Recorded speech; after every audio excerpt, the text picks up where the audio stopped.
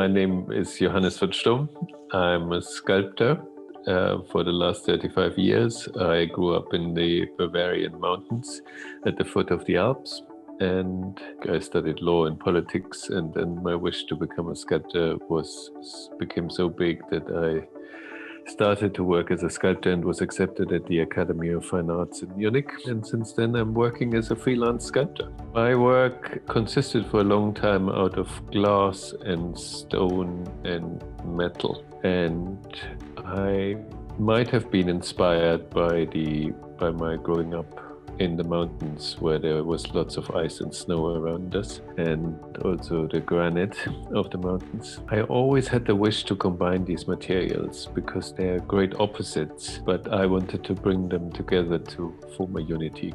My work as a sculptor was mainly encouraged by learning how to shape hot glass, because then I was becoming a master of forming it, and then I could form it towards the stone, or I made a steel form and then I could form the glass towards the steel. What I really like is that my pieces are coming together like a carpenter would put two pieces of wood together, so that I don't need any glue, that they just sit there comfortably with each other, contrasting each other, and at the same time forming this finely balanced unity.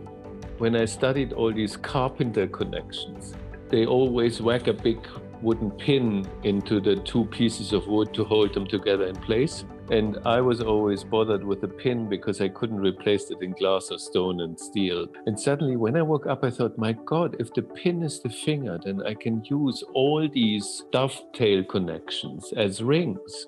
The favorite piece I have created, that's a question I cannot answer properly, because which of your children do you like best? I have maybe created, a couple of hundred pieces, and most of them are dear to my heart. Almost all, I would say. This is a 3D prototype. It's a bracelet, and it's much bigger than a bracelet. It's just a prototype for the idea, and it comes apart like this.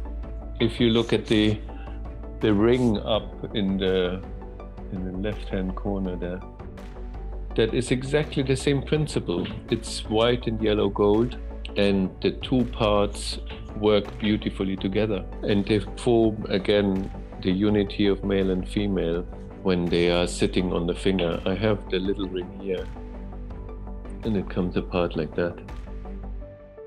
And then this is all thanks to Cooksongold, actually, because they were the first ones who had the gold 3D printing machine.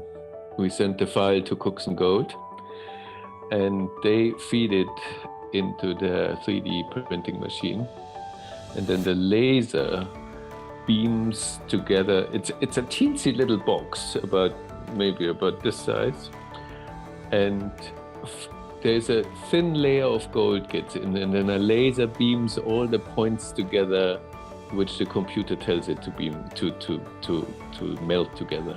And then comes another very thin layer of gold, and another layer, and another layer, and then the laser, and the layer, and the laser, and the layer. And then so they build this up slice by slice by slice.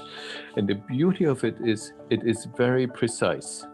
When you do it, what the old-fashioned jewelers did in wax, it's not precise enough, so the parts never fitted together properly. And even if you polish them very well, there was always a little naggle, and that in the end opened up to a bigger naggle. So this 3D prototyping is a new machine. It's a completely new tool for designers, and it produces results which no one ever could dream of in the good old times with the precision it delivers. And it's just a joy to behold.